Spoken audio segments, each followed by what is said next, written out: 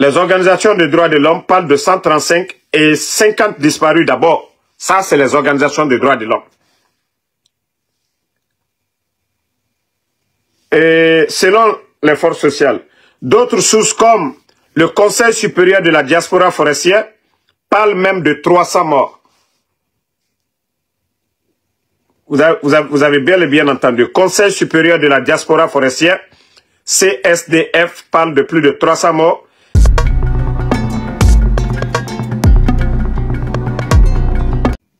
La machine de propagande qui était mise en place pour endormir les Guinéens, tromper les Guinéens, ça c'est déjà fini. Voilà. Ça c'est déjà passé à côté.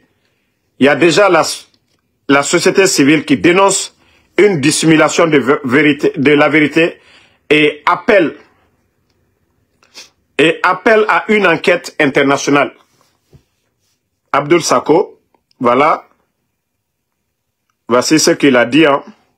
Bien que le gouvernement ait rapidement annoncé un bilan de 56 décès, les forces sociales de Guinée contestent cette estimation. Selon elles, ce chiffre annoncé de manière précipitée semble viser à minimiser l'ampleur réelle du drame. Alors qu'un rapport des organisations de défense des droits de l'homme en Guinée forestière a évoqué 135 morts et 50 disparus. Effectivement, c'est ce qui s'est passé. Il y a eu plusieurs témoignages que les autorités dans le stade ont fauché, c'est-à-dire en sauvant leur vie, ont cogné beaucoup de personnes. Donc ces corps, les autorités les ont emportés. Mais voici ce que l'Organisation des droits de l'homme, eux, ce qu'ils ont pu recenser. Et vous savez aussi, la nuit même du drame, il y a des parents qui ont été à l'hôpital, qui ont pris des corps. Voilà. Donc, les organisations de droits de l'homme parlent de 135 et 50 disparus d'abord. Ça, c'est les organisations de droits de l'homme. Et selon les forces sociales, d'autres sources comme le Conseil supérieur de la diaspora forestière parlent même de 300 morts. Vous avez bel et bien entendu. Conseil supérieur de la diaspora forestière, CSDF, parle de plus de 300 morts. Des divergences qui soulignent la nécessité d'une enquête profonde pour établir la vérité. C'est pourquoi, voilà, la société civile demande qu'il y ait une enquête internationale pour vraiment connaître le nombre exact de morts. Voilà. Merci en tout cas à la société civile. Voilà. Vous savez, beaucoup d'intellectuels, on parlait des Faya, on parlait des Lansana Kouyaté, pourtant ce sont des soutiens au CNRD. On a vu leur réaction ces jours-ci.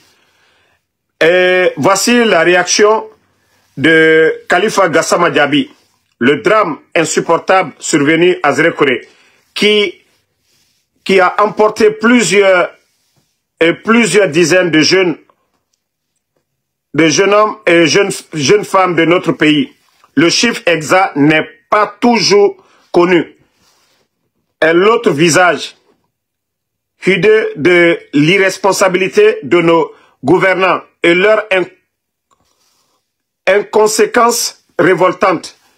Nous sommes un pays qui est arrivé, écoutez la partie, nous sommes un pays qui est arrivé au degré zéro de la médiocrité et de la lâcheté. Chaque jour, je vous dis ici, nous avons affaire à des tocards. Des fois, je le dis en bon malinké, Bodo. Bodo, ça veut dire les nullards, les vauriens.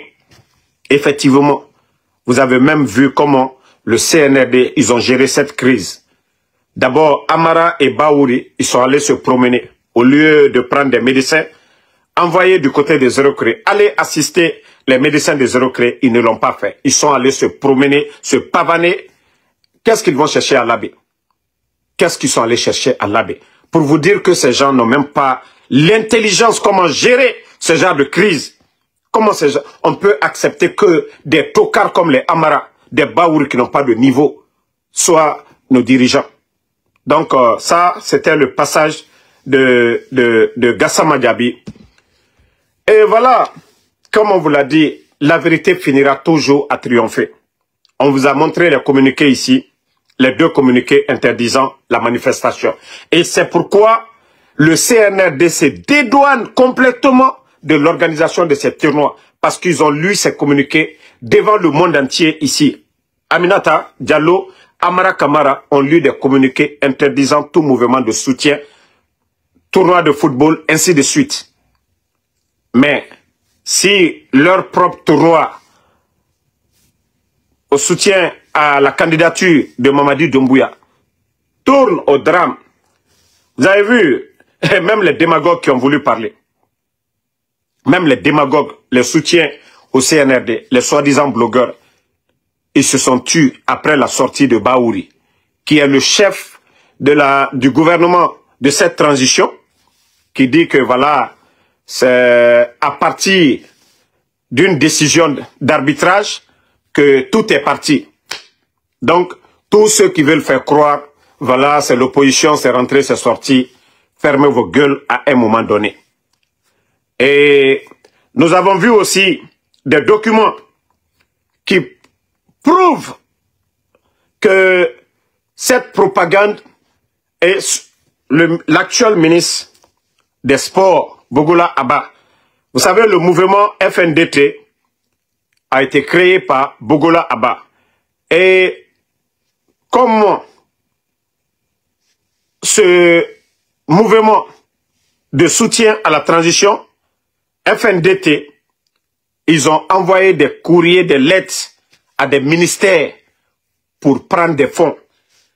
Et voici une de leurs lettres ici.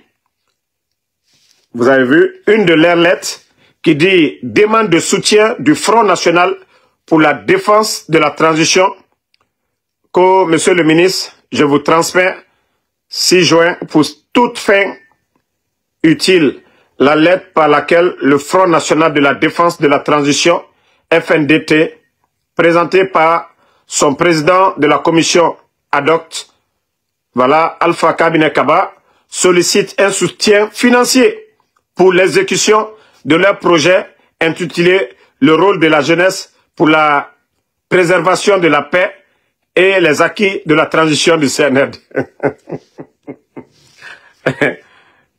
Je vous dis, quand vous voyez ces jeunes démagogues en train de parler de mouvement, personne parmi eux ne part dans leur compte bancaire, prendre de l'argent pour dire, voilà, nous allons faire des t-shirts. Je vous ai dit, c'est de la propagande. Voilà, la lettre, je l'ai même publiée sur ma page Ma Guinée d'abord. Vous pouvez trouver cette lettre là-bas. Donc, c'est pour vous dire combien de fois la Guinée est mal barrée. Ce ne sont que des démagogues, pas des intellectuels. Hein.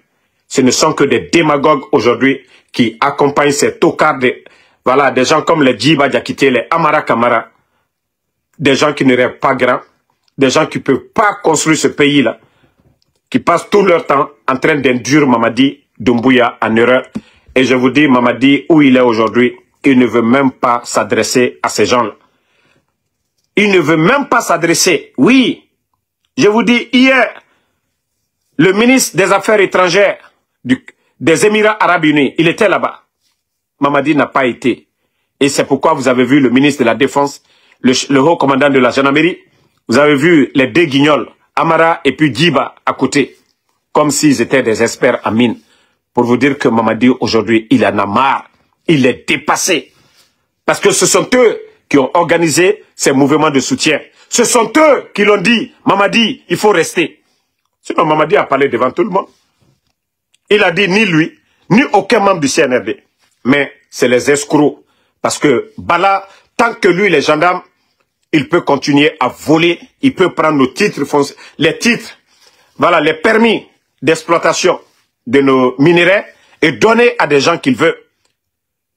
Idi Amin aussi, lui, il peut faire cette politique de la France. Je vous ai dit, la Guinée était loin des autres pays. Vous voyez Idi Amin qui est en train d'implanter des écoles militaires soutenues par la France. Vous savez, depuis 1958, nous avons tourné dos à la France.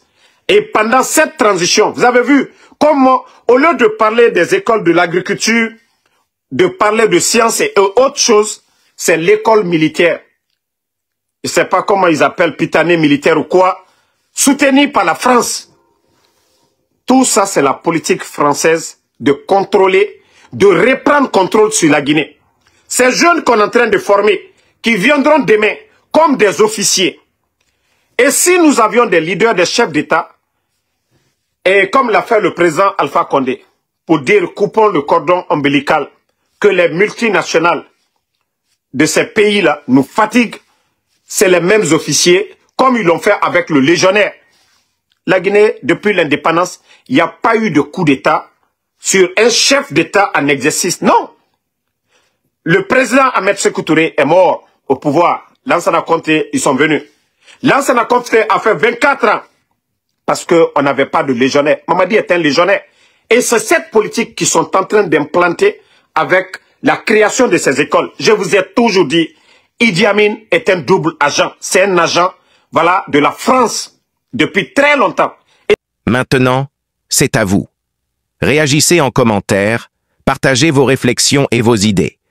Si cette vidéo vous a éclairé, n'hésitez pas à l'aimer et à la partager avec vos amis. Ensemble, nous construisons l'Afrique de demain. Restez connectés.